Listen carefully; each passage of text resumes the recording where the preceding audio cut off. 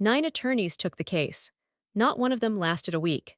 The rain in this city always finds the back of your collar, and on the night the ninth one left, it came sideways off the rivers and turned the bridge lights into long gold smears. He didn't run. He walked to his car with his coat half on, wearing the face of a man who'd seen something he couldn't explain and didn't want to. Up on the top floor of a house built into the hillside, a woman sat alone at a desk that cost more than his car and listened to the door close for the ninth time. Adeline Voss didn't move. She had stopped expecting anyone to stay. What none of those 9 men understood, what she'd told no one, was the real reason they kept leaving. If someone has ever stayed when it would have been easier for them to walk away, tell me about them in the comments. I read every one. And if a story about staying is the kind of thing you came here for, leave a like before you settle in, so it can find the next person who needs to hear it tonight. The office Caleb Mercer was about to give up had his name on the window in gold paint, and the paint was the nicest thing about it. Mercer Law. He'd had it lettered the week he hung out his own shingle, 3 years ago, back when he still believed that going solo was a choice he was making instead of one that had been made for him. Now the radiator knocked all morning and went cold by noon. The landlord left the rent notices taped to the glass where anyone walking past could read them. And on this particular Tuesday, Caleb was kneeling on the floor with a roll of packing tape, folding flat the cardboard boxes he'd be carrying his practice home in by the end of the month. He was 34. He had $1,100 in the operating account and a daughter who still thought he had the whole world figured out, and he intended to keep her thinking that for as long as he possibly could. He'd been good once. That was the part that was hard to hold in his hands some mornings. He'd been an associate at one of the towers downtown, the kind of firm where the carpet swallowed your footsteps and the coffee was better than anything Caleb made at home. He'd been on track. And then Maya had gotten the headaches, and the headaches had turned out to be the kind you don't recover from, an aneurysm that took her in the space of an afternoon, while Caleb was in a deposition 40 minutes away with his phone on silent. She'd been a legal aid attorney. She'd spent her whole short career representing people the towers wouldn't return calls from, and she died owing money for the privilege of trying. And Caleb had buried her, and then looked at the firm's billing requirements, and the daycare hours, and the 4-year-old who had started waking at night reaching for a side of the bed that was empty, and he had understood that the track he'd been on did not have room on it for a man raising a child alone. So he'd left. He'd told himself it was for June. Most of it was. And he'd opened Mercer Law and learned the hard truth that a good lawyer and a solvent one are not the same animal, and that the clients who needed him most were exactly the ones who could pay him least, which was its own quiet kind of trap. June was 7 now. She was at the kitchen table that morning before school with a glass of juice and a structure. The structure was the current obsession. For most of the spring it had been knots. Before that it had been a phase of memorizing the names of clouds. But since March it had been bridges, and not pictures of bridges. June had no patience for drawing. But bridges she built herself out of the wooden craft sticks. She bought 400 at a time with her allowance, gluing them into trusses and arches, and laying them across the gap between 2 stacks of books to see how much weight they would carry before they came apart. This one held a whole can of beans, she told him, not looking up, and then a can and a half, then it exploded. Exploded is a strong word. It made a sound. She slid a stick a 1/4 inch to the left, frowning at it with the total seriousness she brought to everything. Dad, why do bridges fall down? He crouched by the table to be level with her. I don't actually know. You should know things. I know some things, I don't know that thing. She accepted this the way she accepted most of his failings, which was generously and as temporary. When it falls, she said, you just build it again. But better, because now you know where it was weak. He looked at her for a second longer than the moment called for. She had Maya's way of saying things that were too true to argue with. Then his mother Lorraine came through with June's backpack, and the morning did what mornings did, folding the impossible into the ordinary, and he kissed the top of June's head and got her out the door, and he did not tell her that the office had a closing date, or that the can and a half of beans was, in its way, the family's entire financial situation. She was 7. She got to keep building bridges. The performance cost him more than he let on. Every morning, he assembled the version of himself that a 7-year-old needed to believe in, the father who had it handled, who knew where the clean socks were, and when the permission slip was due, and how to make the world feel like a place that held. He'd gotten good at it. He could pour the juice and find the backpack and answer the impossible questions, and never once let the strange show through. And most mornings, he believed the performance himself for whole minutes at a time, which was its own kind of mercy. But the apartment had a geography of absence he navigated around without thinking. The side of the bed he still didn't sleep on. The second toothbrush he'd thrown out a year too late, and the corner of the medicine cabinet he still avoided reaching toward. The school forms with a line for the second parent that he left blank now without the small lurch it used to give him, which was either healing or scar tissue, and he'd given up trying to tell the difference. Maya had been the one who knew what to say about clouds and knots, and the small, enormous things June carried to the table. He'd had to learn it badly on the job, the way he'd learned everything since. And he carried, underneath the competent morning father, a low, constant arithmetic that never fully switched off: the rent, the retainer that wasn't real yet, the daycare years that had eaten the savings, the medical debt with Maya's name still on it that he paid down a little each month like tending a grave. He kept all of it off his face. June got the father who had it handled. It was the most important thing he built, and he rebuilt it every single morning, and so far it had held. The call came at 10. He almost let it ring out. He was on the floor again with the tape when the phone went, and the number was a downtown exchange he didn't recognize, and his first thought, which tells you everything about where he was that month, was that it was a collection agency. It wasn't. It was a clerk he'd done a small kindness for 2 years back, a man named Hollies who ran the records desk at the civil courthouse, and whom Caleb had once helped, off the clock and for nothing, when Hollies's brother got tangled in a landlord dispute that any decent lawyer could have untangled, and none of them would touch for what the man could pay. "You still taking work?" Hollies asked. "Depends who's asking." "I'm asking because of a thing nobody downtown will go near, and I thought of you, and now I'm not sure if I'm doing you a favor or the opposite." Hollies lowered his voice, though there was no reason to. "You know Voss Engineering?" Caleb did. Everybody in the city knew the name the way you know the names that are bolted to things. The firm whose people had designed half the spans you crossed without thinking, the river crossings, and the on-ramps, and the long civic buildings down by the point. The founder had been a legend, a man who'd started with a drafting table and ended with his name on the skyline, and the founder had a daughter who'd taken it over young, and a few years back something had happened to the daughter. An accident. Caleb remembered it the way you remember a story you only half heard. He hadn't thought about it since. "There's a lawsuit," Hollies said.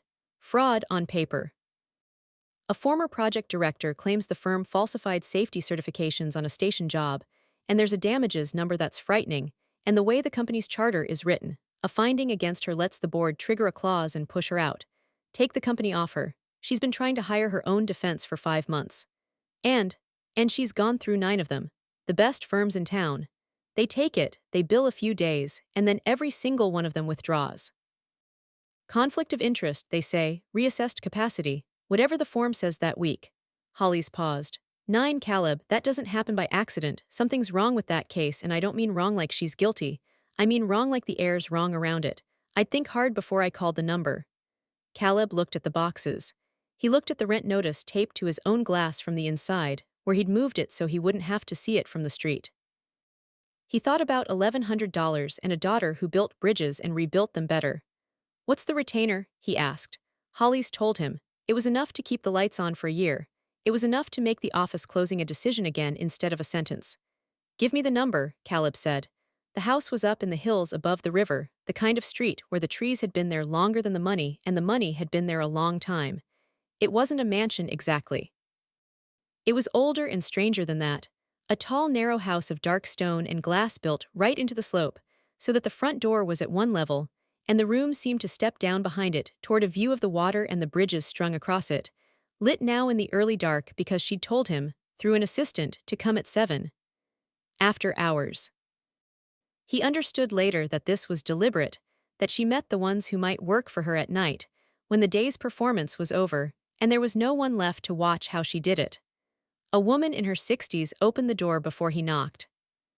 She had kind, tired eyes and the careful stillness of someone who'd learned to take up no more room than necessary, and she introduced herself as Frances and said nothing else, only led him down a half flight into a long room that was all clean lines and lamplight and the enormous dark window holding the city.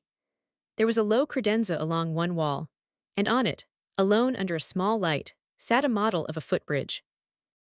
It was made of balsa wood hand-cut, the size of a loaf of bread, a slender pedestrian span with a single arch beneath it, and the thin diagonal members of its truss laid in by someone with very steady hands and a great deal of patience. It was old. The wood had gone amber at the edges. It was the only object in the room that looked like it had been touched. "You're looking at the bridge," said a voice from the far end of the room. "Everyone looks at the bridge. Sit down, Mr. Mercer." "I'd rather not waste either of our evenings." Adeline Voss was at her desk with her back to the window, and the first thing Caleb registered was not the wheelchair. It was the way she held herself in it, the straight, deliberate set of her shoulders, the chin level, the stillness she wore like a closed door. She was somewhere in her 30s, dark hair pulled back without a strand loose, a charcoal blouse, reading glasses she hadn't bothered to take off. She looked at him the way you look at something you're deciding whether to bother unwrapping. "You found 9 lawyers before me," Caleb said, sitting. "I'd like to know why none of them stayed before I sign anything." "Would you?" It wasn't a question. Most of them didn't ask that. Most of them asked about the retainer. She set down her pen. "Your firm is one room and a window. Your last reported matter was a security deposit dispute. You have, as far as I can tell, no relevant experience, no partners, and no resources. I'm being told you're the best I can get, which tells me more about my situation than about you. Convince me I'm wrong about even one of those facts." It was meant to drive him out. He knew the shape of it. He'd seen people do smaller versions of it for smaller reasons all his life. Make the other person feel like the floor isn't solid, watch them reach for the door. He'd handled crews of subcontractors at a summer job in his 20s. Half that job had been telling the difference between a man who was actually going to walk and a man who just needed to feel like he could. "You're right about all 4, Caleb said. "One room, one window, no partners, no resources. I'm not going to pretend the security deposit case was a triumph. But you've already had 4 firms with all the resources in the world, and they all left, so the resources clearly aren't the thing that wins this." He kept his voice level. "I read what the clerk could send me on the drive over. The fraud claim hangs on a set of safety certifications that you supposedly signed off on. If those signatures are real, no team on earth saves you. If they're not, you don't need the biggest firm in the city. You need one person who'll actually open every box instead of billing you to look at the lid. That part I can do." She was quiet, not the quiet of someone waiting for him to leave, a different quiet. "The signatures are not real," she said finally, and there was something underneath the flatness of it, something pressurized. "I have said that to 9 people, it has not yet helped me." "Then we start there." He met her eyes. "I'm not going to flinch when you try to make me, Ms. Voss, because I can't afford to. I have a daughter and an office I'm 3 weeks from losing, and you have a company you built and somebody trying to take it, and that means we both need this to work more than we need to dislike each other. So you can keep testing whether I'll run, or you can hand me the box." For a long moment she only looked at him. Then she reached down beside the desk, and Caleb heard the soft roll of the chair, and she pushed a banker's box across the floor toward his feet with the heel of her hand. It was heavy, it scraped. "There are 11 more like it," Adeline said. "I need you to understand the man who filed this before you read a single page of it. His name is Martin Reyes. He ran the Allerton Station project for me for 2 years and I trusted him. And the man funding all of this, the man whose name will never appear on any filing but whose hand is in every part of it, is the chairman of my own board. His name is Conrad Aldridge. He built this firm with my father. He carried my father's casket. He held my hand at the funeral and told me he would always protect what we made." Her voice did not change. "And 11 months after I came home from the hospital, he began, very gently and entirely for my own good, to take it away from me." The lamp made a small pool of light on the desk. Outside, the bridges hung in the dark over the black water. "Why?" Caleb asked. She looked at the footbridge on the credenza just for a second before she caught herself. "That," she said, "is the question none of the 9 ever thought to ask." The door had opened. Neither of them said so. But Caleb pulled the box toward him with both hands, and he did not leave, and that, though it would take both of them a long time to understand it, was the whole beginning of everything. The first week, she tried to break him the way she'd broken the others, and the way she did it was almost impressive. She had rules, and the rules changed. On Monday, she wanted his summaries in full paragraphs. On Tuesday, she said she'd asked for bullet points, and made him understand, without raising her voice, that the misunderstanding was a flaw in him. She demanded documents she knew weren't in the boxes yet, and then let the silence sit while he searched, timing it, so that the not finding became evidence. She called him at 6 in the morning and again at 10 at night, and the calls were never apologies for the hour. They were tasks, delivered in a clipped, exhausted voice that suggested he should already have anticipated them. She corrected the font in his filings. She corrected the way he answered her phone. She told him once, with the flat precision of someone reading a fact off a page, that he chewed too loudly, which was a sentence Caleb had not expected to hear from a client in a fraud defense, and which he absorbed without comment and adjusted for, because that was the job, and the job was not to be liked. What made it bearable was a thing Caleb never said to her and barely said to himself, which was that he had already lost the worst thing, and a person who has already lost the worst thing is very hard to fright with anything smaller. Maya's death had burned the fear out of him in a particular way. He had sat in a hospital corridor at the worst hour of his life and learned that the floor could open under a man on an ordinary afternoon, and after that, a difficult client at 6 in the morning was not a thing that could reach him. He could take the changed rules and the timed silences and the corrected fonts, because none of them were the phone ringing during a deposition. None of them were a side of the bed gone cold. He had a single unshakable advantage over the 9 men before him, and it was not talent or resources or nerve. It was that he had already survived the thing she was unconsciously protecting herself against, and so her test, which was really a test of whether he would leave, kept coming back negative, because he had nowhere worse to go. He also slowly began to keep a private ledger of the moments the cruelty slipped. They were small, and they were rare, and she would have denied every one of them. The night she tore his summary apart at 10 o'clock, and then, after a pause he almost missed, added that the underlying analysis had been sound. The morning she told him he'd parked crookedly and then asked, in the same breath, whether his daughter had gotten over a cold he didn't remember mentioning, which meant she'd been listening, on one of the bedtime calls he thought she ignored.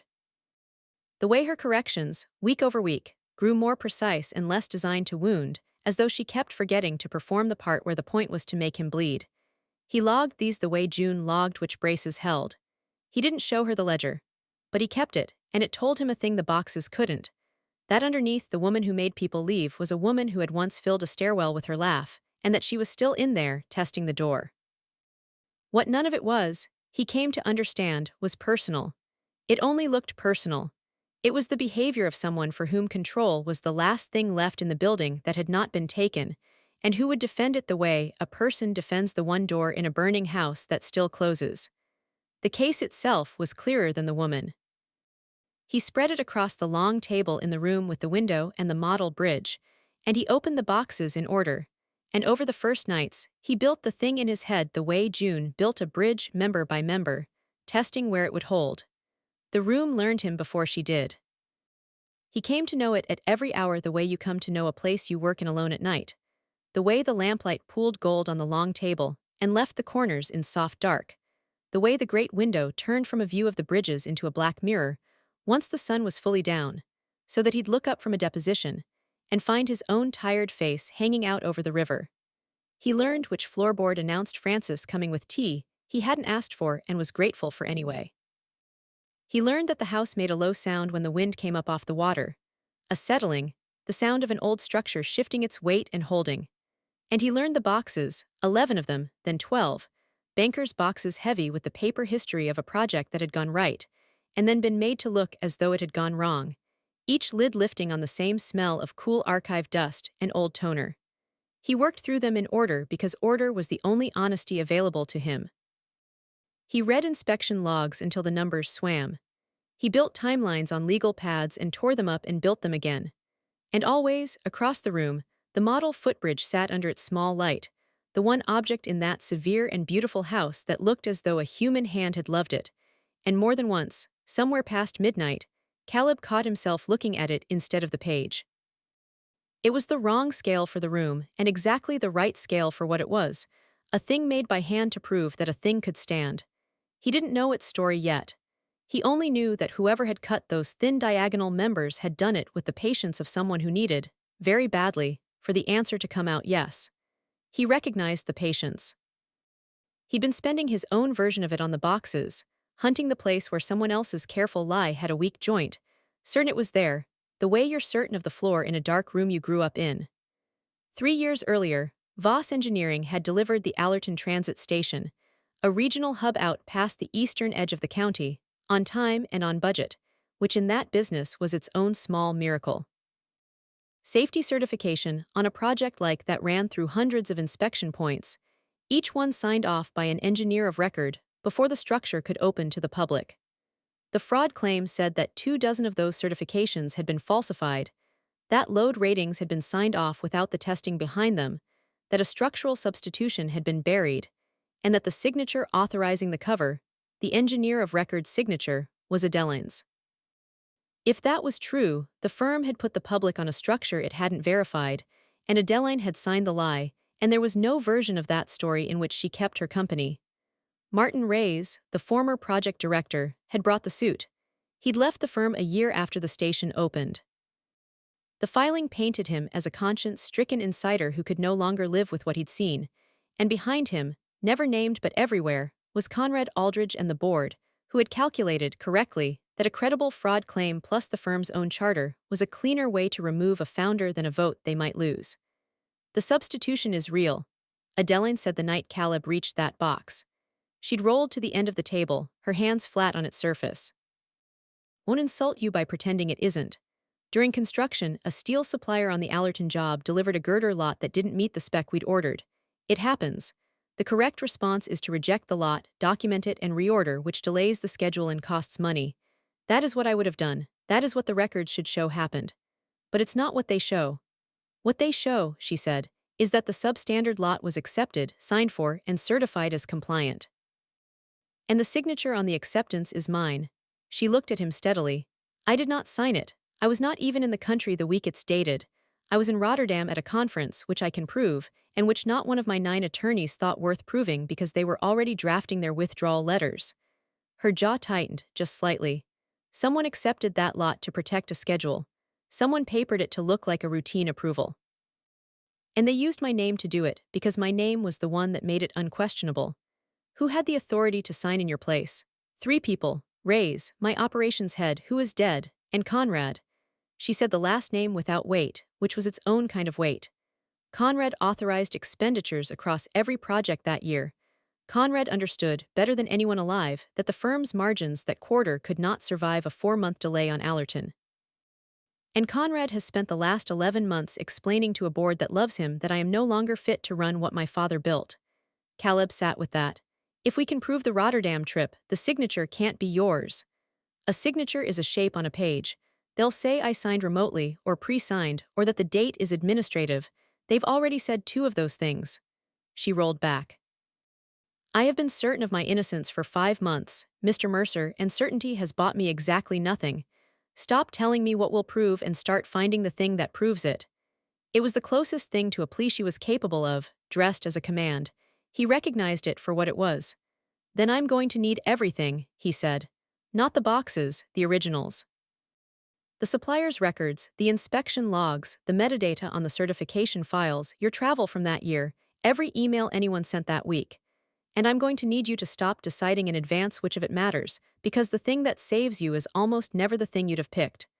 She looked at him for a long moment, the way she'd looked at him the first night, weighing whether to bother. Fine, she said. He worked late. He worked later than he should have, because the retainer was real but so was the clock. And because the boxes had a pull to them, the specific pull of a problem that has a true answer if you're stubborn enough to find it.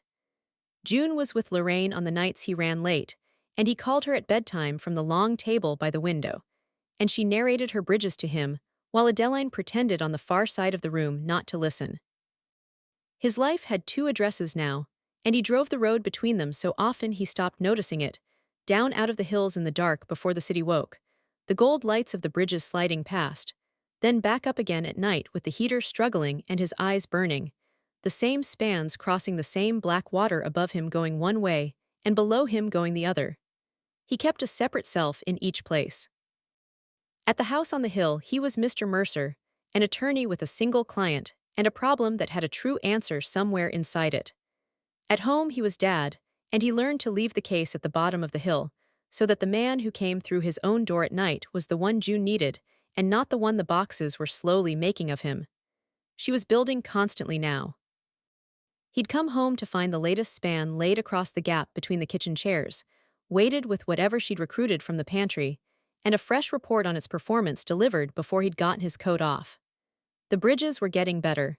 He could see it even when he couldn't have said why, the trusses tighter, the failures more instructive, the girl learning from each collapsed the precise lesson it had to teach. He saved her a few minutes every night, no matter how late the table had kept him, sat on the kitchen floor in his suit, and let her walk him through the day's structure. It was the realest part of his life, and he knew it. And what he didn't tell her, because she was 7 and it wasn't hers to carry, was that up on the hill there was a woman who built the bridges June only dreamed of, and that some nights, listening to his daughter explain load paths on the kitchen floor, he could feel the two halves of his life leaning toward each other across the dark road, the way two cantilevers reach out from opposite banks toward a span that hasn't been built yet. It held 2 cans tonight, June reported. But only for a while. Why only for a while? Because the glue isn't dry all the way through. The outside is dry but the inside is still wet, so it looks strong before it's actually strong. A pause. You have to wait for the middle. He glanced up, and Adeline had gone still over her work, the way a person goes still when a child has said something larger than they meant. It was Frances who told him about the others. She came into the small kitchen off the main room on his 4th night while he was eating the sandwich he'd packed standing at the counter, because there was no chair in there and he wanted to be back at the table. She filled the kettle. She looked at him the way you look at someone you'd expected to be gone already and weren't sorry to find still there. The one before you lasted 3 days, she said, not unkindly. The one before him, an afternoon. There was a man from the biggest firm downtown who arrived very confident and left in under 2 hours, and I never did learn what she said to him. She poured. They all decided it was her, that she was impossible, that a woman that difficult couldn't be worth defending. Is she impossible? Frances considered the question as though it deserved an honest answer, which Caleb was beginning to understand was rare in this house. She's the most difficult person I have ever worked for, she said. It was not always like this. I've been with her since before. There was a year the year after her father before the accident when this house had people in it. She laughed. She had a laugh that filled the stairwell. Frances looked into her cup. Then the road and the long time in the hospital and the men who decided she'd become a liability, and one by one she stopped expecting anyone to mean it when they stayed. So now she makes you leave before you can leave on your own. It's not cruelty exactly. It's a person finding out on purpose who'll go so the going can't surprise her. Caleb folded his sandwich wrapper. I've met people who went through bad things, he said. Most of them didn't spend it making other people smaller. No, Frances agreed, but most of them weren't told the same month they came home that the bad thing had made them worthless. She set down her cup. She built that bridge, you know, the one on the credenza, he'd wondered. Her first one. Before the firm was anything. There's a pedestrian crossing over the ravine on the north side, the little one by the old mill. People walk their dogs over it and never think about it. She designed it at 24 for almost no money because the neighborhood needed it, and no one else would do it small. The model is the one she built by hand to convince the city it would stand. Frances paused at the door. She keeps it where she can see it. I've never once heard her mention it. Make of that what you will, Mr. Mercer. I make quite a lot of it. He found out about the mornings by accident. He'd taken to arriving earlier than the 7 o'clock the household ran on, because the long table was the only quiet space in his life, and the case wanted hours that his daughter's mornings couldn't spare. On the second Friday, he let himself in with the code Frances had given him and came down the half-flight at 5:45, and the main room was empty, the model bridge dark under its light, and from somewhere deeper in the house came a sound he couldn't place at first. A rhythmic creak. Effort. The low murmur of one voice and then another. He shouldn't have followed it. He told himself afterward that he'd thought something was wrong, and maybe a part of him had, but the truth was plainer. He heard a person working at the edge of what they could do, and something in him that had spent 3 years listening for that exact sound in himself turned and walked toward it. There was a room at the back of the house that he'd taken for storage. The door was open a few inches. Inside, between a set of parallel bars bolted to the floor, Adeline Voss was standing.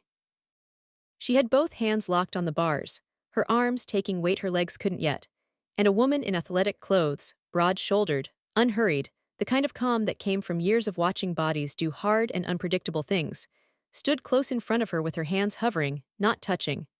Adeline's whole frame was shaking. the fine high tremor of muscles being asked to do something they had not been asked to do in a long time. Her face was nothing he had seen on her before. The closed door was open. What was behind it was pure, grinding, furious effort, and underneath the effort, almost hidden, something that looked dangerously like wanting.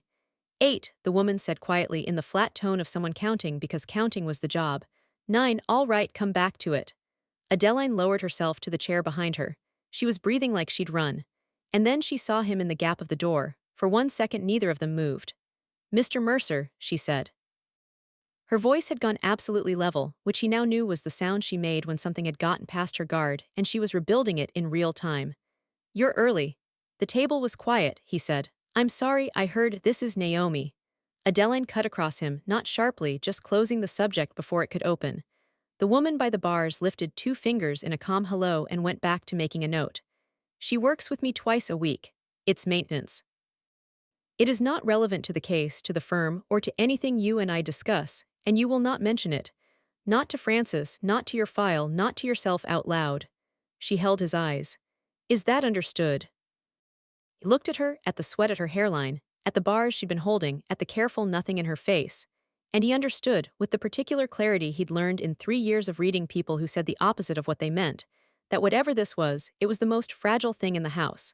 More fragile than the case. More fragile than the company. A thing she had buried so deep that letting one person see it had cost her something she didn't have much of left to spend. Understood, he said.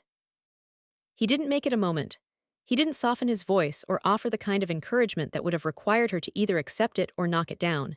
He just received it and let it go, the way Francis had taught him without meaning to, the way you keep a guarded person talking, which is to say, by not making them pay for having spoken.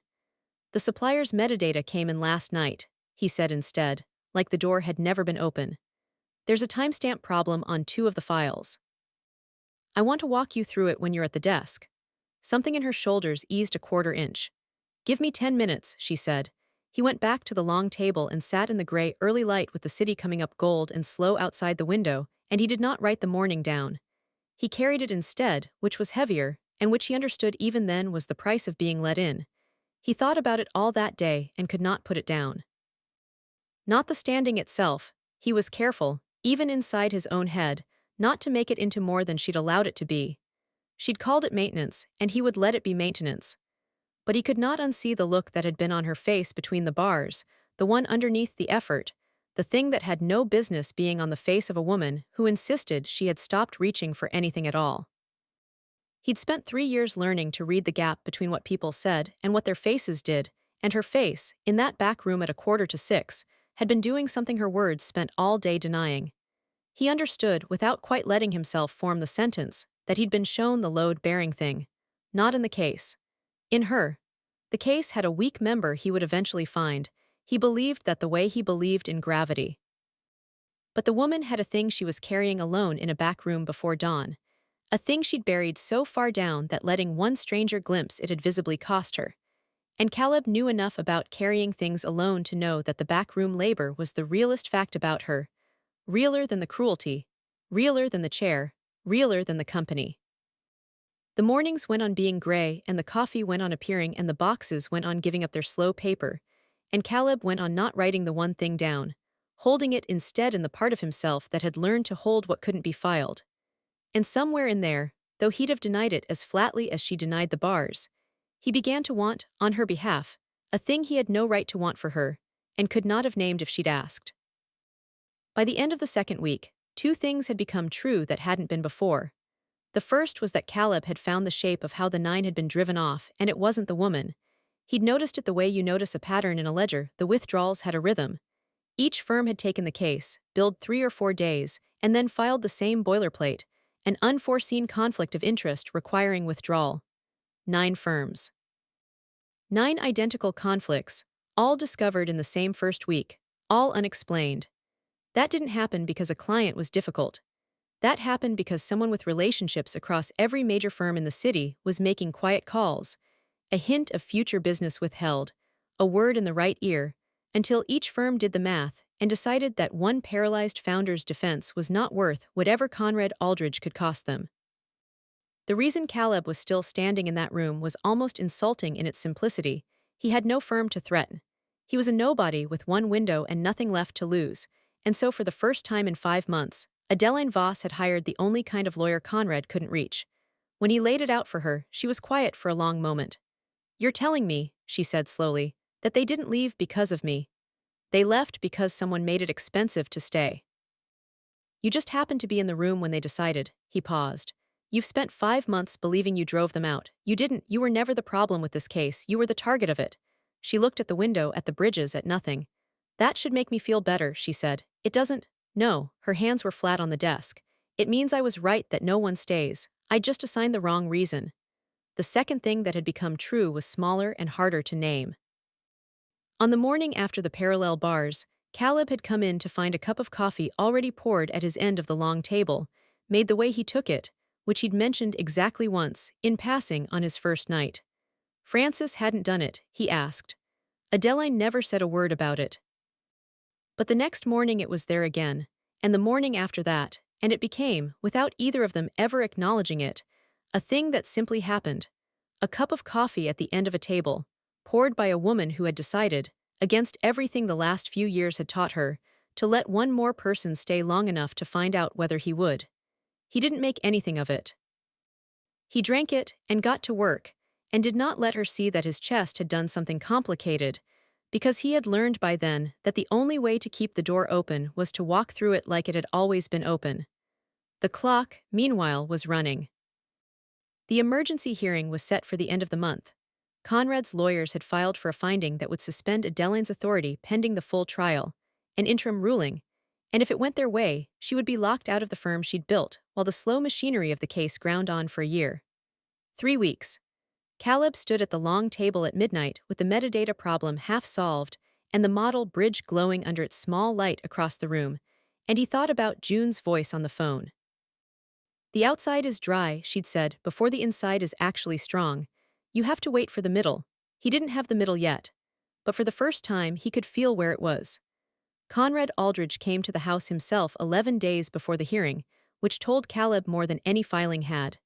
He arrived at midday, unannounced, when Adeline's lawyers were supposed to keep ordinary hours and a paralyzed founder was supposed to be manageable.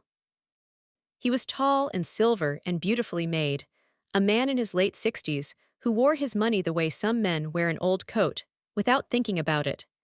He had the warmth of someone who had never once in his life been the smallest person in a room. Francis let him in because Francis had been letting him in for 20 years, and he came down the half-flight calling Adeline's name in a voice that was soft and certain and grieving all at once, and Caleb watched her go very still at her desk, the stillness that wasn't calm. "Addie," Conrad said, "you look tired." "I'm working." "I can see that." He looked at the long table, at the boxes, at Caleb, and his eyes did a quick, kind, devastating inventory, the one window, the off-the-rack suit, the absence of a firm, and Caleb felt himself filed and set aside in the space of a breath. "And who's this?" "My attorney," Adeline said. "Caleb Mercer, he's staying." "Of course he is." Conrad smiled at Caleb without anything behind it. "Mr. Mercer, I won't pretend I'm not relieved Adeline finally found someone willing to take her money. The last few were unkind about it, leaving the way they did. It's not easy watching her be left." He turned the smile back to her and it changed, and the new thing in it was worse than the old thing because the new thing was love. "Which is exactly what I came to talk to you about. Privately, if your Mr. Mercer will give us the room." "He won't," Adeline said. "Whatever you've come to say, you can say it to both of us, since you'll be saying it under oath in 11 days anyway." Conrad sighed, and it was a real sigh, the sigh of a tired man who had hoped for an easier afternoon. He didn't sit. He went to the credenza instead and stood in front of the model bridge, and he looked at it for a long moment with an expression Caleb couldn't read, and when he spoke his voice had dropped into something almost gentle. "I was there when she built this," he said to Caleb, as if Adeline weren't in the room. 24 years old. Her father told her the ravine job was beneath the firm, a footbridge for dog walkers, no margin in it. She did it anyway on her own time because the neighborhood needed it and no one else would do it small. She cut this model in her apartment over 6 weekends. I watched Harold's face the day the city approved it. He touched the edge of the balsa very lightly. He was so proud he couldn't speak. I've never told her that. "You're telling me now," Adeline said. "In front of a stranger. Which means you want something." Conrad turned. The gentleness stayed, which made what came next harder to bear. "I want you to stop," he said. "Not the company, the fight." Addie, listen to me because no one else in your life will say this to you and mean it kindly. You are 36 years old. You have given everything to this firm, your father's firm, and then the road took the rest, and you came home and you have not stopped running for one single day since, as if running will undo it. The board is not your enemy. I am not your enemy. We are trying to take a weight off you that you should never have had to carry alone, and you are fighting us as though we're the ones who hurt you. His voice didn't rise. Let it go. Let me protect what we built. Take the settlement, keep your dignity, and let yourself, for the love of God, rest. It was, Caleb understood, entirely sincere. That was the terrible part. Conrad Aldridge believed every word of it. He believed he was the most loving man in the room.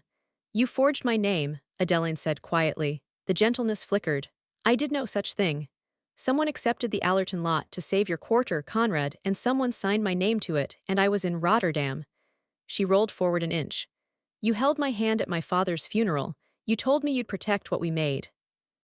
And the protection you've decided on is to take it, because a company run by a woman in this chair is, in your considered and loving judgment, a liability you can no longer carry. Say that part out loud. Say the part where the kindest thing you can imagine is deciding, for me, what I'm allowed to keep. For a moment Conrad's face did something that wasn't smooth at all. Then he gathered it back. You'll lose the hearing, he said, and the gentleness was gone now, replaced by something flatter and more final. And then you'll lose the trial. And one day, when you've had time, you'll understand that I did the hardest thing a man can do for someone he loves, which is take the choice away when she can't make it herself. He moved toward the stairs. At the bottom he paused. 11 days, Addie. Spend them with people who matter, not with this. A glance at Caleb, dismissive, almost pitying. Whatever you're paying him, it's the most expensive way I've ever seen anyone delay the inevitable. Then he was gone and the door closed and the room held its breath. Adeline did not move for a long time. When she finally spoke, her voice was very controlled. He believes it, she said. That's what no one understands. He's not a villain twirling a mustache. He carried my father's casket, and he has decided with his whole heart that the most loving thing he can do is decide for me. She looked at the model bridge. It's the exact thing the road did. The road decided for me. And now, the man who held my hand at the funeral has decided to finish the job, and he thinks it's mercy. She was looking at the bridge while she said it, and Caleb let the quiet hold for a while before he answered, because some things asked to be sat with before they were solved. Outside, the afternoon had gone flat and white, the river the color of pewter, and the model on the credenza sat in its small pool of light looking exactly as it always looked. A thing that held, while across the room the woman who'd made it absorbed the news that the man who'd watched her make it had reached back into the firm's history and turned it against her. He thought about the particular cruelty of being undone by someone who loved you. A stranger's malice you could meet head-on, there was almost a cleanness to it. But Conrad's certainty had no edge to push against, because it wasn't aimed at hurting her. It was aimed at saving her, which meant every blow landed wrapped in the worst kind of tenderness, and you could not even hate it properly. Caleb had seen it before, in smaller rooms, families that took each other apart gently, each person sure they were the one doing the loving thing, the damage no less total for being kind. He understood, watching Adeline hold her face level in the white light, that this was the wound underneath the wound. Not the forgery. Not even the chair.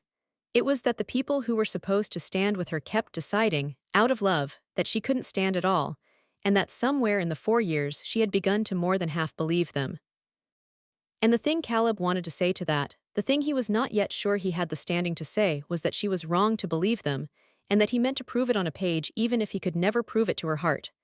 Caleb pulled a chair around and sat near her, not behind the desk, not in front of it but beside it.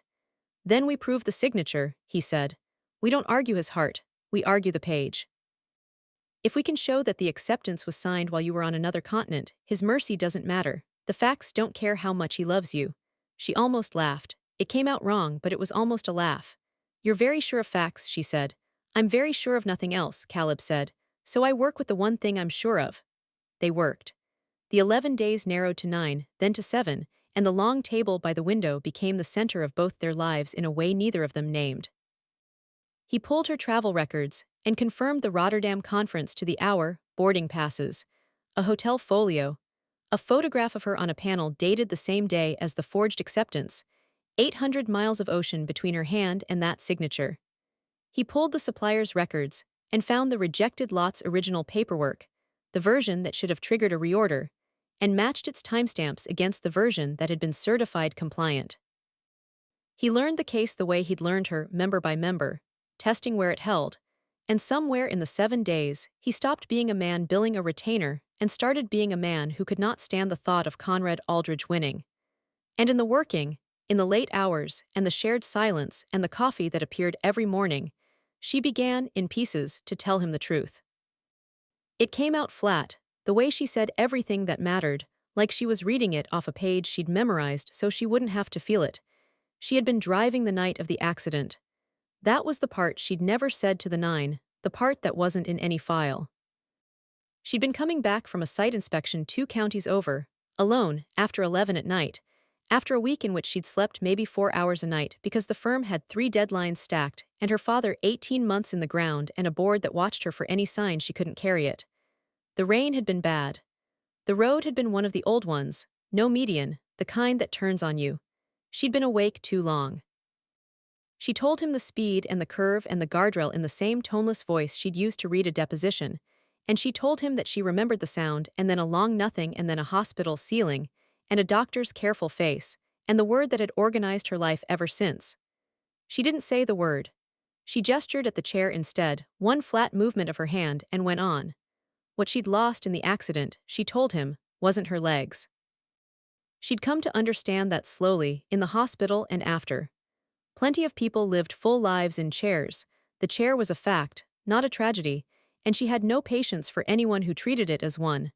What the accident had actually taken was harder to name and slower to admit. It had taken her standing as a person whose judgment could be trusted, because she'd done it to herself, driving exhausted, and some animal part of the board and the world had quietly concluded that a founder who could break herself like that could break the firm too.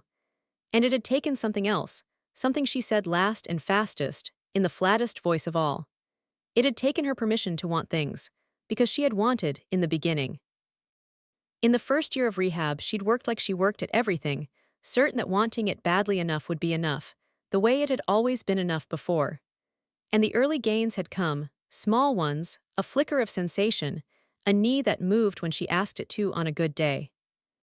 And then the gains had slowed, and then they'd stopped, and she'd hit the wall every incomplete injury hits, where the body's progress and the heart's hope come unbraided, and the physical therapists had said the careful things they say, and she had understood that she could spend the next decade reaching for a thing that might never come and call that hope, or she could stop, and stand on solid ground. So she'd stopped. She'd told herself it was rational, and it was. Certainty, even a terrible certainty, has a floor. You know where you stand. Possibility has no floor at all. And she had decided that wanting impossible things was a particular kind of torture she would not live inside, and she had stopped wanting, the way you stop visiting a grave, not because you've stopped grieving, but because each visit costs more than you can keep paying. And the strange thing, she told him, the thing she'd never tried to explain to anyone, because there had been no one to explain it to, was that stopping had worked. That was what made it so hard to undo. She had built a life inside the certainty, and it was, by every measure she trusted, a functioning life. She ran a firm. She made decisions other people couldn't. She had traded the exhausting, bottomless labor of hope for the clean economy of a person who knew exactly what was, and was not possible, and never spent a single unit of herself on the gap between them. People admired it. They called it strength, her composure, the way she'd adjusted, and she had let them, because the alternative was explaining that she hadn't adjusted to anything. She'd simply stopped reaching, and the stillness they admired was the stillness of a hand that had decided never again to close on something it might not get to keep. She described, in the same flat voice, the architecture of that life. The standing frame in the back room that she'd used, at first like a chore. The early sessions she scheduled before the household woke, so no one would see the effort and mistake it for hope. The way she'd let the house empty of laughter, because laughter was a kind of wanting too, an admission that the future might be better than the present, and she had foreclosed on the future deliberately, the way you board up a house you've decided not to live in anymore. She had made herself, she said, into a structure built to carry exactly the load it had and not 1 ounce more, and a structure like that is very stable, right up until something asks it to bear weight it had promised itself it would never have to bear again. She didn't say what it asked. But her eyes went once, and only for a second, to the model bridge on the credenza, the one want she had never quite managed to kill, the proof that at 24 she had believed a thing could stand and had been right. And Caleb saw the glance and understood it and said nothing, because some structures you do not test by leaning on them. You test them by leaving them alone and watching what they hold. And Naomi? Caleb asked, very carefully, because they'd never spoken of the morning since. She was quiet for a moment. 8 months ago I started again, she said flat. I don't entirely know why. A flicker came back that wasn't supposed to. I told no one. I told myself it was maintenance, that I wasn't hoping, that I was simply keeping the machine from rusting. Her hands were flat on the desk. I have not allowed myself to call it anything else, because if I call it hope and it fails, I will have learned nothing in 4 years. So it's maintenance. That's all it is. Okay, Caleb said, that's all you're going to say. You told me what it is. I'm not going to argue with you about your own legs. He held her eyes. I'll just say one thing and then I'll leave it. My wife spent her whole career on cases everyone told her she'd lose. People asked her how she stood the hoping. She used to say hoping wasn't the hard part. The hard part was that hope and certainty feel almost the same from the inside, right up until one of them costs you everything. He paused. Lost a lot of those cases. She never once thought the wanting was the mistake. Adeline looked at him, not the closed-door look, something more direct and more unguarded, and gone almost before he saw it. Your wife sounds like she was difficult, she said. She was impossible, Caleb said. So yeah, you'd have liked each other. The corner of Adeline's mouth moved. It wasn't a smile. It was smaller and more involuntary than that, the thing a face does before the person has decided whether to allow it. It was there for less than a second. He didn't say a word about it. The setback came 4 days before the hearing, and it came the way the worst things do, dressed as a piece of routine mail. It was a supplemental filing from Conrad's lawyers, and Caleb opened it at the long table at 8 in the morning and read it twice before he understood the size of it. They had produced a document. Not a copy this time, an original, recovered, they said, from the firm's archived project files. A single-page internal memo, dated during the Allerton construction, summarizing the decision to accept the substandard girder lot and certify it compliant. It was initialed in 3 places. And the handwriting in the margin, the note that read approved, proceed, and the signature beneath it, were unmistakably, devastatingly, Adeline's. He brought it to her without a word and set it on the desk and watched her read it. She went the kind of still that has no calm in it at all. I didn't write this, she said. I believe you. I didn't write this. She read it again. Her hand was not moving. But that's my hand. That is my hand, Caleb. The slant of the D, the way I cross, that's mine. I don't know how it can be mine, and I know I never wrote it, and both of those things are true, and I can already hear exactly what they'll do with it. Her voice stayed level, which was the worst part. Rotterdam doesn't matter anymore. The acceptance signature doesn't matter. They'll say the memo proves I knew, that I directed it, that the trip was theater. This is the thing. This is the thing they were holding. She was right. By noon, Conrad's lawyers had attached the memo to a renewed motion and moved the court to suspend Adeline's authority immediately, pending the full trial, to install board oversight, to lock her out of the firm she'd built, on the strength of a single page in her own hand. The judge set an expedited hearing on the motion. 4 days became 4 days for everything now. The original hearing and the emergency suspension, stacked on top of each other, with a document Caleb couldn't yet explain sitting in the middle of it like a stone. And that afternoon, the second cut came, the quieter one. A man Caleb didn't know called his cell from a blocked number, friendly, regretful, never threatening in any way you could put in a complaint. He said he represented certain parties who admired Caleb's dedication. He said it was a shame, really, a solo practitioner taking on something this size, the hours, the strain, and Caleb a single father, wasn't he, raising a little girl on his own. He said it in a tone of pure concern. He said he only hoped the demands of a case like this wouldn't reflect on Mr. Mercer's fitness, professionally speaking, or otherwise, because a man's standing was a fragile thing, and a child deserved stability, and it would be a tragedy if anyone were to start asking questions about whether a man stretched this thin could really provide it. Then he wished Caleb a good evening and hung up. Caleb stood in his cold office with the phone in his hand and understood that they had found the one thing he had left to lose, and had named it.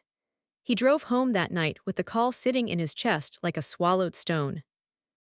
He let himself into the apartment and stood for a while in the doorway of June's room, the way he'd stood 1,000 nights since Maya, watching the small shape of her under the blanket, the night light throwing its soft circle on the ceiling, the day's bridge sitting half-finished on her dresser where she'd left it.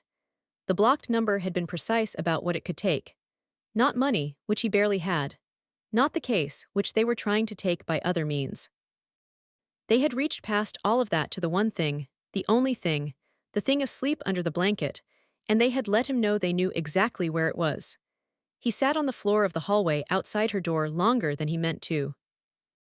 He thought about the 9 men who'd left, and for the first time he understood them all the way down, because every one of them had presumably had a thing like the small shape under the blanket, a reason to drive home and lock the door, and let the difficult woman on the hill fight her own war. It would be so easy. It would even be defensible. No one would blame a single father for putting his child's future over a client's company. And then he thought about June on the kitchen floor saying you just build it again, but better, and about a woman in a back room at 5:45 holding herself up on 2 steel bars while her whole frame shook, refusing, against all sense, to stop. And he found that he could not be the 10th man to leave. Not because he was brave. Because he had looked, now, at what staying was made of, and there was none of him left over to spend on walking away. He didn't tell Adeline about the call. Not at first, but she could read weather, and when he came in the next morning she looked at him once and set down her pen. "They've reached you," she said. "It wasn't a question. It doesn't change anything. It changes everything, that's the point of it." She rolled back from the desk, restless, the movement she made when she needed to be doing something physical she couldn't do anymore.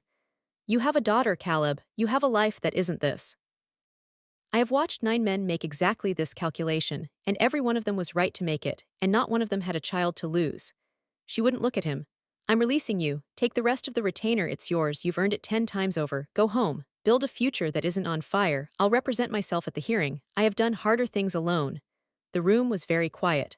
The model bridge sat dark on the credenza. "No," Caleb said. "This isn't a negotiation." "It's not, no." He stayed where he was.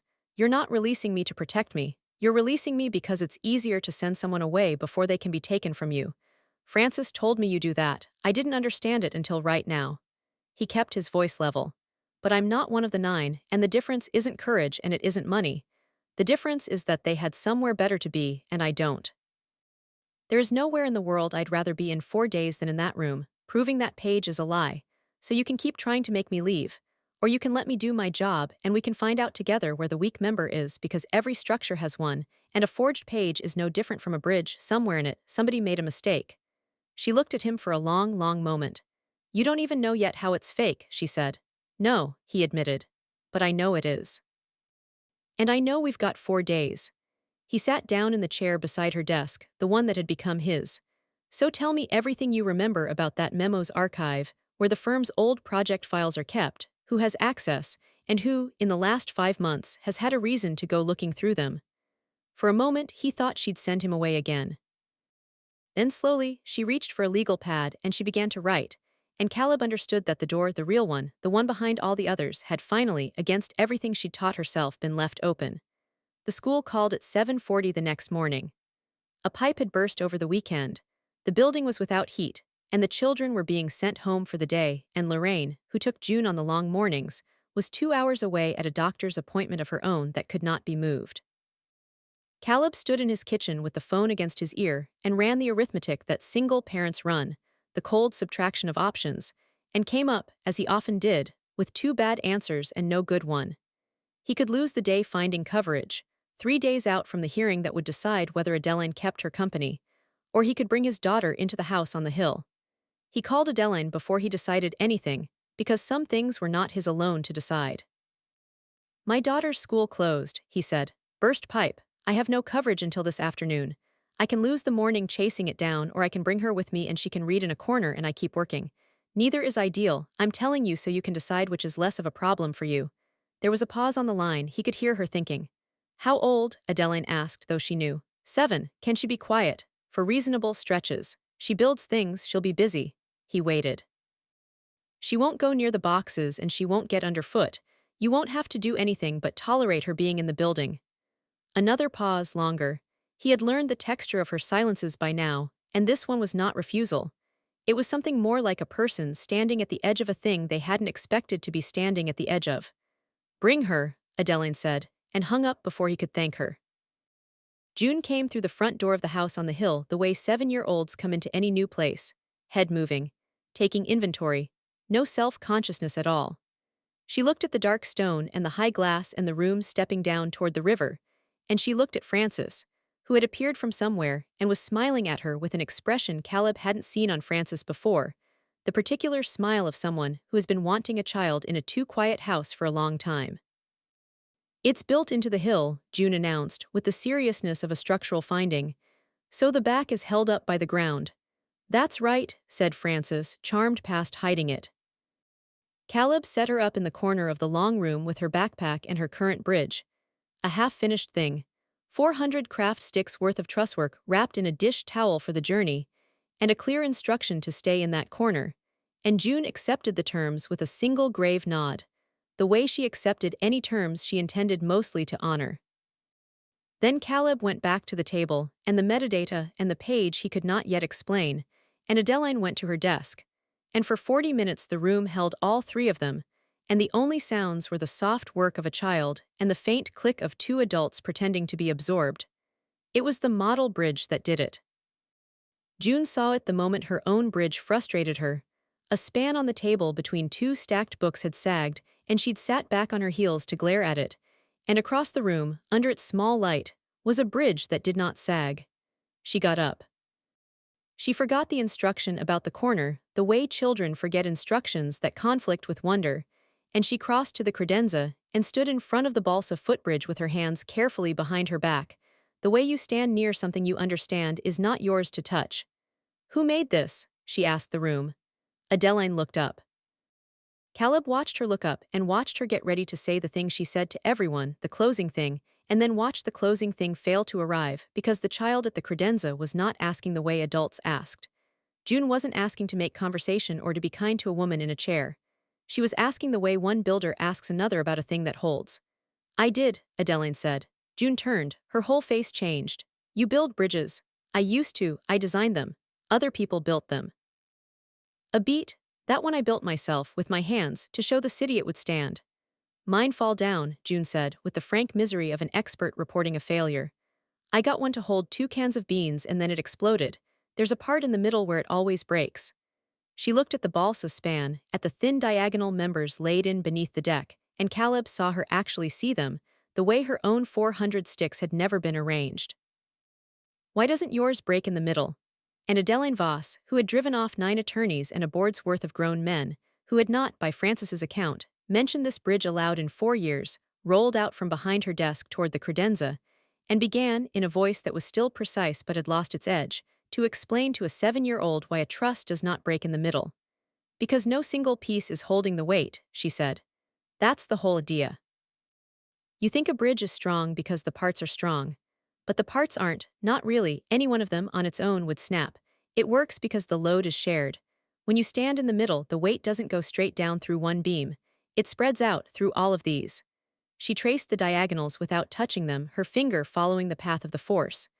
Every member carries a little, so if you push on the middle doesn't have to be strong. It has the whole structure underneath it, taking the load together. That's why mine doesn't break where yours does. You built your middle to carry everything alone. Nothing is built to carry everything alone. June stared at the bridge, then she stared at Adeline. That's why it always breaks, she said slowly, the way a person says a thing that has just rearranged something inside them. My middle is doing it by itself. Yes. How do I make the other parts help? And that was how a morning that was supposed to be tolerated became something else.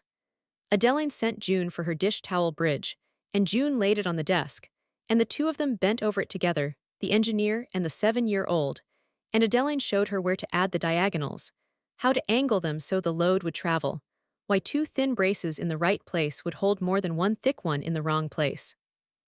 June worked with the total absorption she gave to everything, and Adeline corrected with the patience Caleb had never once seen her offer an adult, and at some point, Caleb stopped pretending to look at his metadata and just watched them, and felt something in his chest he chose not to examine yet. He watched longer than he should have. There was a tableau in front of him that he had not let himself picture in 3 years, because picturing it had been a way of hurting himself, and he'd given up that particular injury along with the hoping. A woman bent over a table beside his daughter, the 2 dark heads close together, a small thing being built between them with care. The afternoon light had come back out and lay across the long table in a warm band, and June's voice rose and fell with the running commentary she gave to all her work, and Adeline's lower answers came steady underneath it, and the model bridge sat on the credenza, watching over all of it like a thing that approved. It undid something in him quietly, off to the side, where he could pretend not to notice. He had spent 3 years being two people for June, the father and the missing mother both, the one who packed the lunch and the one who would have known what to say about the cloud phase, the one who built the future and the one who was supposed to be standing in it. He had gotten good at the doubling. He had stopped feeling the seam most days, but there was no doubling here. Here was someone else's lower voice answering June's questions, someone else's patience taking a turn at the work, and the relief of it, just the plain bodily relief of not being the only adult in his daughter's orbit for one single afternoon, moved through him so unexpectedly that he had to look back down at his metadata and pretend to read. He didn't let himself name the thing. He'd told Adeline that some things needed to stand a while before you knew what they were, and he extended the same patience to himself. But he noticed that the room, for the length of that afternoon, had stopped feeling like a fortress with one difficult person locked inside it, and had started, against every expectation any of them had walked in with, to feel like something with the shape of a home. At noon, Francis brought 3 plates without a word about the number, and set one beside June's bridge supplies, and June looked at it and looked at Francis and asked what it was, and Francis said tomato soup, and a grilled cheese cut into triangles, and June's face went through a sequence of expressions that concluded in undisguised joy, and she said it was her favorite, and Francis said she'd had a feeling, and Caleb understood that Francis had been watching all morning and planning accordingly. The way some people love, they ate. June narrated between bites the entire history of her bridge program, the knots phase that had preceded it, the cloud phase before that, the specific betrayal of the 2 cans of beans collapse. Adeline listened. She asked once, "What did the can sound like when it fell?"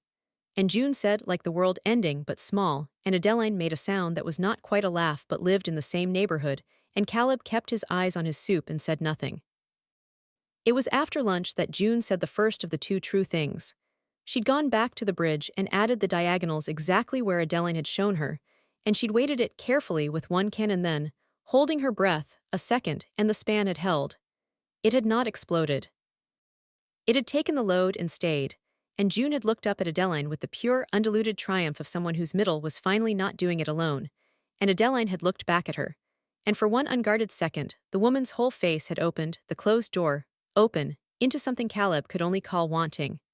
The plain, undefended wanting of a person watching a thing hold that she had not believed would hold. And June, who read intent the way other people read faces, saw it. "You really wanted it to hold," June said. "It wasn't a question." She tilted her head, studying Adeline with the unhurried attention she gave to anything interesting. "But you looked like you weren't sure you were allowed to want it." The room went very still. Adeline didn't answer right away. Caleb started, half out of reflex, to redirect. "June, that's enough," but Adeline lifted one hand, barely, not at him, at the apology forming in his mouth, and shook her head a fraction. "To the apology. Not to the child." "That's an unusual thing to notice," Adeline said to June. "I notice things," June said, unbothered. "Dad does it too. He wants stuff to be okay, but he doesn't let himself think it will in case it isn't. He thinks I don't see, but I see." She picked the second can off the bridge, satisfied, done with the subject. "You should let yourself want it. It already held."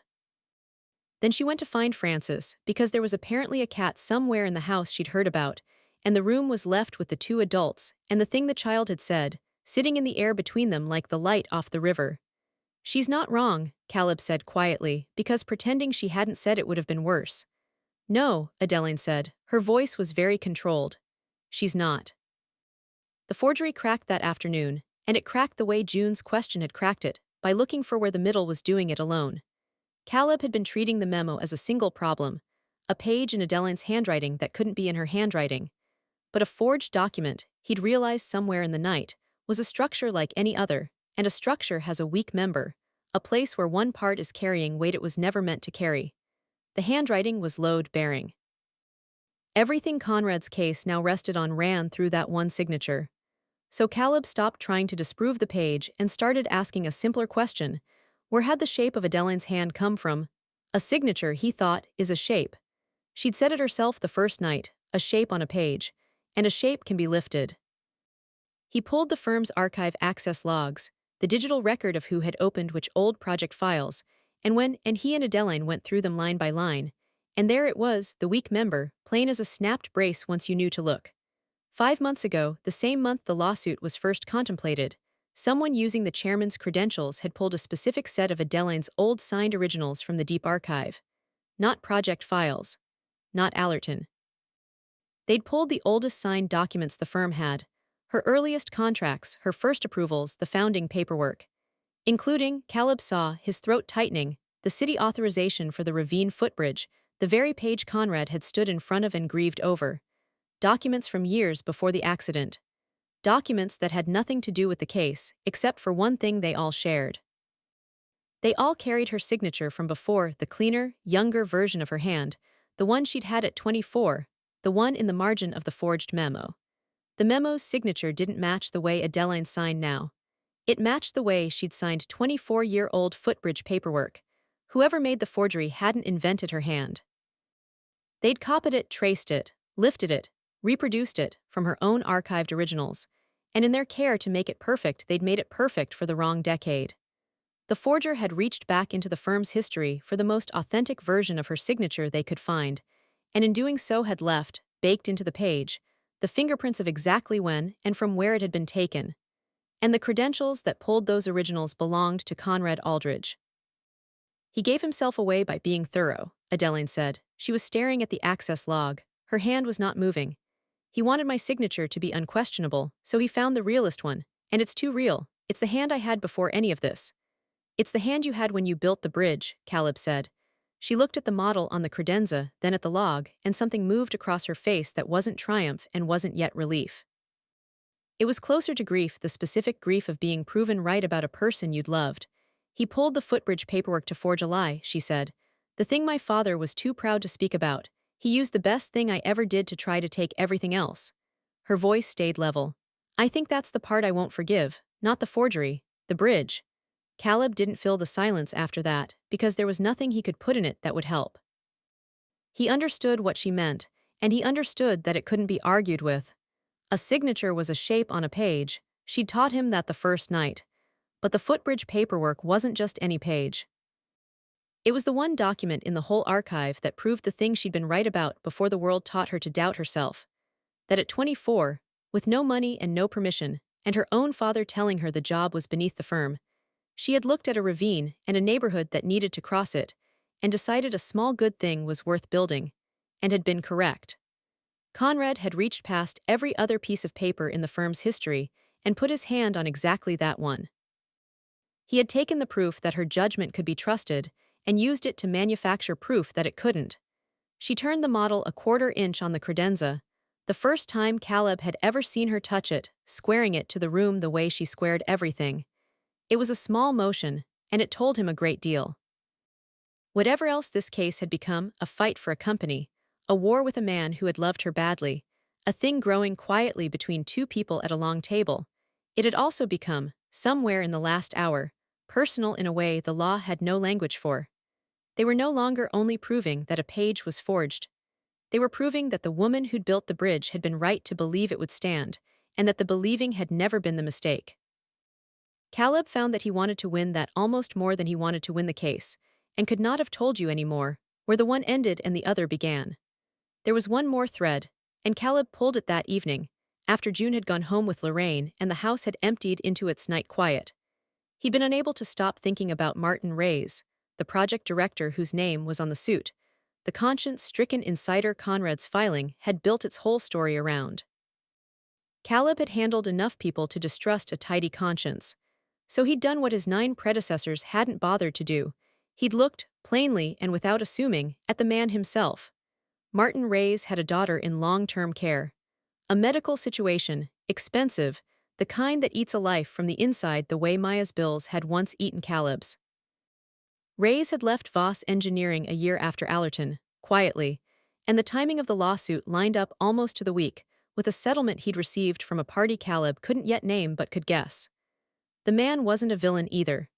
He was a father with a debt he couldn't carry, and someone powerful who'd offered to carry it for him in exchange for a signature on a complaint. He was, Caleb thought, and the thought sat heavily, the exact same man Caleb might have become if the blocked number had called a year earlier, when June's daycare bills were highest and his own account was lowest, and a stranger had offered to make it all go away for the price of one small lie. He's not lying because he's cruel, Caleb told Adeline. He's lying because he's drowning, same as the rest of us. He paused. Which means he's reachable. A man who lied to save his child can sometimes be persuaded to stop, if you show him a way out that doesn't cost the child. You want to offer him something. I want to offer him the truth and a path that doesn't sink him. There's a difference between a man who will forge a document and a man who will perjure himself under oath in 4 days when he can see the forgery's already been traced to someone else. Reyes signed a complaint. He hasn't yet testified to a single thing in front of a judge. There's still a door open for him to walk back through, and I think if I'm careful he wants to. Adeline was quiet for a long moment. My father's partner forged my name, she said, and a drowning man let him, and you want to save the drowning man. I want to win, Caleb said. But yeah, if I can do it without breaking a man who's already broken, I'd rather. Your 9 lawyers wanted to win by being the biggest thing in the room. I'd rather win by being the most patient one. He almost smiled. It's the only kind of winning I've ever been able to afford. Something passed between them then, not comfort. Something older and steadier, the recognition that happens when 2 people who have each been carrying a heavy thing are standing close enough to see it in each other. It was late, and the river was black past the glass, and the model bridge glowed on the credenza, and Adeline said, without preamble, the second true thing of the day, which was a thing she had clearly been holding since the afternoon. The city is going to demolish it. Caleb looked up. The footbridge, the ravine crossing, the one I built at 24. Her voice was flat. They sent the notice 8 months ago. It's aging, there's a newer span planned 300 yards downstream. The budget for maintaining an old pedestrian bridge that only dog walkers use is, in the city's considered judgment, not worth it. I read the notice the same week I started with Naomi again. She looked at the model. I didn't fight it. I told myself it was sentimental to fight it, that a bridge is just a structure, that it had done its job. I'd stopped fighting for things by then. So I let it go. The way I let everything go. A pause. Your daughter spent 2 cans of beans this afternoon learning that a bridge that still holds is worth holding onto. And I have been sitting here for 8 months letting them take down one that still holds, because I decided I wasn't allowed to want it to stand. The room was quiet. Caleb didn't answer right away. He sat with what she'd just told him, which was larger than a bridge. She had handed him, without seeming to notice she was doing it, the whole architecture of her surrender, 8 months of letting a thing she'd built and loved go to the wrecking crew, not because she'd stopped caring about it, but because caring about it meant wanting it to survive, and wanting had become the one thing she could not afford. The demolition notice had arrived in the same week. She'd crept back to the parallel bars in secret. She had begun, very quietly, to fight for her own body in a back room before dawn, and in the same breath had agreed to let them take down the proof that she'd once believed a small good thing was worth fighting for. The 2 facts sat side by side and told the whole story of her. A woman reaching for one thing in the dark while she let everything else be taken in the daylight, because she had decided that reaching openly, where it could be seen and could fail, was a luxury she'd lost the right to. He looked at the model on the credenza, the amber wood, the thin diagonals cut by a 24-year-old who had needed the answer to come out yes. He thought about June waiting her span with a second can of beans and looking up with that undiluted triumph. You should let yourself want it, it already held. And he understood that the footbridge was not a side matter, not a sentiment to be indulged once the real fight was won. It was the real fight, wearing a different shape. The company, the case, her legs, the bridge, they were the same question asked in 4 different materials, and the question was whether Adeline Voss was allowed to want a thing to stand, and to say so out loud, and to put her own weight on it in front of people. Then we save it, Caleb said. She looked at him. Not as a sentiment, he said. As the firm's project. When you win this, and we're going to win this, Adeline, we found the weak member, we have him, you'll have your company back. And a company that's just been wrongly accused of letting a structure fail is going to want, very badly and very publicly, to be the firm that saves one. We restore the footbridge. You make it the first thing the firm does with your name cleared. June helps. It's not sentimental. It's the truest thing you could possibly build next. For a moment, she didn't say anything at all. Then she reached for the legal pad, and Caleb thought she was going to write down something about the bridge, the structural assessment, the city contacts. Instead, she set the pad down again and looked at him and asked a different question entirely in the carefully handled voice of someone lifting something fragile. Caleb, she said. What is this? He understood the question. He understood it completely. I don't know yet, he said. That's not an answer. It's the honest one. He held her eyes. Some things take a while to know what they are. My daughter told you this afternoon that I smile different about you. She's 7 and she sees everything and she's almost never wrong. He paused. I don't know what it is, but I don't think it needs a name yet. I think it just needs us to not decide in advance that it won't hold. She looked at him for a long time, not the closed-door look. The other one, the one without a name, the one he'd been watching come slowly up behind her eyes since the morning at the parallel bars. That's the most frightening thing you've said to me, she said. I know. There are 3 days before the hearing. I know that too. After, she said, and stopped and started again on firmer ground because she was Adeline Voss and she tested every load-bearing wall before she put weight on it. After, we'll find out what it is after. She picked up the pad. Now show me the access log again. I want to understand exactly how we put Conrad Aldridge in front of that judge. And just like that they were working, side by side at the long table, the model bridge holding its small light across the room, 2 people building, member by member, the structure that would carry the weight of everything in 3 days' time. And underneath the work, unspoken and unhurried and finally, against all her training, left to stand, the question of what they were to each other, which neither of them tried any longer to take down. The morning of the hearing it rained. Adeline noticed and said nothing, because the last time rain had fallen on a morning that mattered she had been the one driving, and there were symmetries a person carried into a room without naming them aloud. Caleb met her at the curb with an umbrella that turned out to be broken. One rib bent the wrong way so that it cupped the rain, and held it instead of shedding it. She looked at the useless thing, and then at him, and something at the corner of her mouth moved that on anyone else he would have called the start of a laugh. You spent weeks preparing this case, she said, and you brought a broken umbrella. I brought the only umbrella I own, he said. There's a difference. He folded it away, and they went in out of the rain together, and that was the last small, ordinary thing before the large one. The courtroom was smaller than people expected courtrooms to be, low-ceilinged and bright with bad fluorescent light, the kind of room where enormous things were decided in flat voices. Conrad was already at the long table in a gray suit, his hands folded in front of him, the way a man folds his hands in church. He did not look over when Adeline's chair came through the door. Martin Reyes sat further back, alone, looking at a spot on the floor about 4 feet in front of his own shoes, the posture of a man who had not slept and had stopped expecting to. Adeline took her place beside Caleb and went still in the particular way he had come to know, not the closed-door stillness she used as a weapon, but the other one, the held breath of a person about to find out whether the structure they'd built would carry the weight. Under the table where no one could see it, her hand was flat against her own knee, pressing down, the way you steady a thing you need not to shake. Caleb set out his pages in order, the room quieted, and then he stood. Caleb laid it out the way June laid out her sticks. One piece, and then the piece that leaned on it, and then the piece that leaned on that, so that by the end the thing stood up on its own, and you could not see where you might pull a single member out without bringing the whole of it down.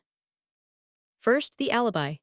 The acceptance certificate, the document that said Voss Engineering had inspected and approved the substandard girder lot, bore a date. On that date, Adeline Voss had been in Rotterdam. He put it on the screen and walked them through it without hurry, the boarding passes, the hotel folio, a photograph of her at a Harbor Works conference timestamped to the same morning. The steel was supposedly being inspected and signed for 4,000 miles away. A person, he said, could not certify a delivery on 2 continents in one morning. Opposing counsel said what opposing counsel always says. She could have signed it earlier. She could have backdated it. It was, they agreed, not impossible. And then Caleb reached for the second piece, the one that did not depend on her at all. He put 2 signatures up side by side. The one on the forged acceptance memo, and one his investigator had pulled from the firm's own archive, a city authorization Adeline had signed at 24 years old, for a small pedestrian footbridge over a ravine on the edge of town, the first thing she had ever built. They were the same signature, not similar. The same wide loop on the V, the same little hitch at the downstroke where a younger hand had pressed too hard and then lifted. And then he put up a row of Adeline's recent signatures, a dozen of them, pulled from contracts and filings across the last 4 years, and they were a different hand entirely, clipped and fast and impatient, The signature of a woman who had learned somewhere along the way that time was a thing that could be taken from you without your permission. My client did not sign this memo, Caleb said, quietly to the room. Someone copied a signature she made 12 years ago. And they copied it so faithfully, so perfectly, that they handed us the answer to where they got it. People's handwriting changes. This one didn't, because it wasn't written, it was traced. Then the access logs. 5 months before there had ever been a lawsuit, someone had used administrative credentials to pull a box of Adeline Voss's earliest signed originals from the firm's archive, and the manifest of that box, entered into evidence, included the footbridge authorization. The credentials belonged to Conrad Aldridge. The room turned, the way a room does, all the small sounds stopping at once. Conrad did not flinch. He was not a man who flinched. He simply unfolded his hands and folded them again the other way and looked at the table, and you could see him understanding that the structure had failed, and that he had been standing on the part that gave. Martin Reyes took the stand after the recess, and Caleb did not go at him hard. He had decided in advance not to, and he kept the decision. He asked Reyes how long he had been at the firm. 11 years. He asked whether Reyes had been good at his work, and the man's voice caught on the answer, which was yes. And then Caleb asked gently about the daughter, the medical thing, how much it had come to. And the courtroom went very still, because everyone in it could hear, underneath the question, that the man asking it knew the exact weight of that exact kind of debt, knew it in his own body, had carried it himself up a flight of stairs in the dark more than once. Reyes did not recant in any dramatic way. He simply stopped being able to hold the story up. He said he had been shown the memo and told that it was real. He said a man he had trusted, a man who had been at the firm since before Reyes was ever hired, had told him the safety certifications had been falsified, and that the only decent thing, the brave thing, was to come forward, and that the firm would naturally see him taken care of for the trouble of it. He said the words taken care of, and then he looked at the floor, because by then every person in the room understood precisely what had taken care of him, and from exactly where. The judge did not need long. The fraud claim could not stand on a signature that had been lifted from an archive by the very man directing the suit, and the motion to remove Adeline Voss from her own company, which had been built entirely on the fraud finding, fell when the fraud finding fell. It was done in the flat, patient language of the law, which after all of it felt less like a trumpet than like a door being lifted carefully back onto its hinges. Adeline Voss was the chief executive of Voss Engineering. She would remain so. Conrad waited for her in the corridor. He said he supposed she would want him gone from the board. She said she would. He said he wanted her to understand that he had never once wanted the money, or the chair, or the title, that he had genuinely believed, and here the old man's certainty wavered for the first time since Caleb had laid eyes on him, that he was protecting her. That after the accident she had been so, and he reached for the word and could not find it, and she watched him fail to find it and did not help him. You thought I couldn't carry it, she said. I thought no one should have to carry it alone, Conrad said. That wasn't yours to decide. She said it without heat. That was the part Caleb would remember longest, that there was no cruelty in it, none at all. She said it the way an engineer explains why a beam let go, plainly, with respect for the truth of the load, and none for the comfort of the person who had loaded it wrong. The rain decided for me once already, Conrad. It put me in this chair and it never asked. I have spent 4 years learning how to take the deciding back, one piece at a time in private, where no one could watch me fail at it. And you walked into my company and you took it from me again, and you called it love, and you signed my own young hand to do it. She let that sit. Go home. He went. He did not argue and he did not gloat because there was nothing in him that knew how. He had carried her father's casket on his shoulder. He carried his own defeat out of that corridor exactly the same way, upright, both hands slow, like a man who had never in his life learned any other way to hold a heavy thing. And whatever else he had done, Caleb found he could not hate him, and saw that Adeline couldn't either, and understood that this was the difference between the people in this story and the kind of story it could have been. The footbridge took the better part of the spring. The city had slated the old ravine crossing for demolition years before, the same small bridge Adeline had designed at 24, the one whose authorization Conrad had reached into the dark of the archive to steal a signature from. She had given up fighting for it long ago, had filed the loss with all the other losses. But a firm that has just been cleared, very publicly, of ever having let a structure fail wants very badly and very visibly to be the firm that saves one. Voss Engineering offered to restore the footbridge for nothing, And the city, which loved a good story as much as anyone does, said yes. June was their most Saturdays in a hard hat sized for a grown man, riding low over her ears. The balsa model came down off the credenza and rode to the site in her lap, and they actually used it, out there in the wind over the ravine, to show her how a truss carries a span, how no single member holds the bridge up, how each one leans its own strength into the others, so that the whole structure carries a weight that would crush any one piece of it standing alone. June understood it the way she understood everything, completely and at once, and announced that this was true of most things, and the engineer who had spent her life proving it could find nothing to correct. They reopened it on a clear morning in May. A small crowd, a length of ribbon. And Adeline had told no one what she meant to do, no one except Naomi, who stood at the far end of the new boards with her arms loose at her sides, and her eyes fixed on Adeline the way they had been fixed on her for 8 months of mornings, steady, unflinching, a fixed point you could navigate by. When the ribbon was cut, Adeline did not roll forward to it. She set her hands on the rails she and Naomi had spent the whole gray winter making certain were the precise right height, and she stood. The crowd did not gasp, because most of them did not know that it meant anything. They saw a woman stand. But Caleb knew. June knew and went completely still, the way a child goes still when something true is happening in front of them. Frances, near the back, put a hand over her mouth. Adeline let go of the rail, and she walked across her bridge. Not gracefully, and not like the before, and not like anyone's idea of it. Slowly, with enormous effort. Entirely her own, each step a thing decided first and then spent, 1 and a long pause, and 2, the rebuilt boards firm and honest under her feet, 3, 4, the ravine running green and loud below, 5, 6, Caleb not moving a muscle to help her because he understood all the way down that this was hers to cross and not his to carry, 7, 8, 9. 9 steps. The number sat in the air, and only she and Caleb knew why it was that number, why 9 and not 10, why she had stopped exactly there at the far rail and turned and found his face in the little crowd. 9 attorneys had left. She had counted them once, flatly, a list of the people who had looked at her and decided she was not worth the staying. And here were 9 steps to answer all of them, taken on a bridge she had drawn before a single one of them ever quit, a bridge that a 10th man, a broke one, with a daughter and a dead wife and an office he could not make rent on, had simply refused to walk away from. She did not say anything triumphant. She looked at Caleb, and at June beside him holding the small balsa bridge up in both hands, and she said the only thing that fit, the 2 words that had been the whole of it from the start. It held. Caleb came across the bridge to her then, slowly, the way you approach something you do not want to startle, and June came with him still holding the model. And June, who took everything in the world literally, and was almost never wrong, looked up at the 2 of them standing there, and asked the question the adults had been too careful for months to ask out loud. So are we a family now?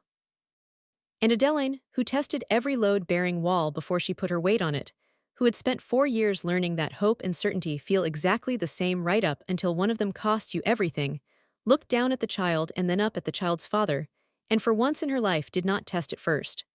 Yes, she said. I think we are. Later, much later, after the crowd had gone and the ribbon was coiled up in June's pocket, and Frances had insisted on feeding all of them, the balsa model went home, but Adeline did not put it back on the credenza. She set it instead on the low windowsill that looked down the long hill toward the ravine, and angled it just so, until from the one spot where she sat to drink her coffee in the mornings the small bridge and the large one lined up exactly.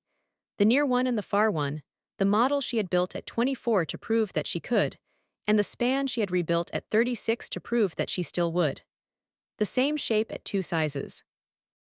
Both of them holding their own weight, and a little more besides, the way the things you build with someone else always seem to manage to. People will tell you this was a story about a man who saved a woman. They will mean it kindly, and they will be wrong.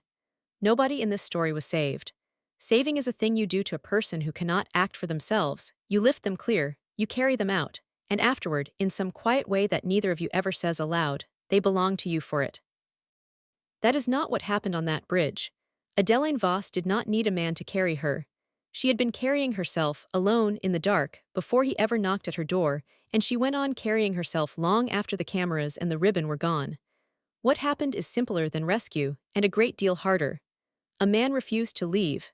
That is the whole of it. 9 people looked at a difficult woman in the hardest season of her life, and decided, each of them in their own perfectly reasonable way, that the cost of staying was more than they cared to pay. And a tenth person, who had less reason to stay than any of the nine, who had a child to feed and a grief of his own he hadn't finished carrying and an office 3 weeks from going dark, looked at the same difficult woman and decided the other thing. Not because she made it easy.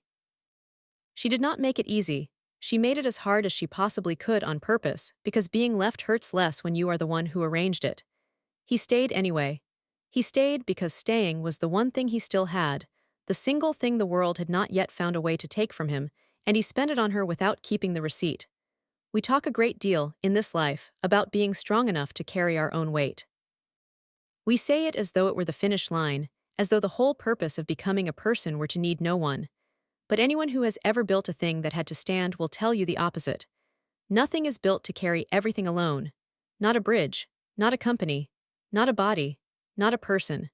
A truss holds precisely because every piece of it leans its strength into every other piece, so that the whole bears a load that would crack any single member trying to hold it by itself. That is not the weakness in the design. That is the design. We were always meant to lean some part of the weight onto someone else, and to stand, without flinching, under some part of theirs. And there is one more thing this story knew, quieter than all the rest. You do not get to decide for another person what they are allowed to want. The rain decided for Adeline once, on a wet road, without asking her permission. And then a good man who genuinely loved her decided for her a second time, and called it protection, and reached into the dark of an archive to sign her own young hand to it. Both of them believed they were sparing her something.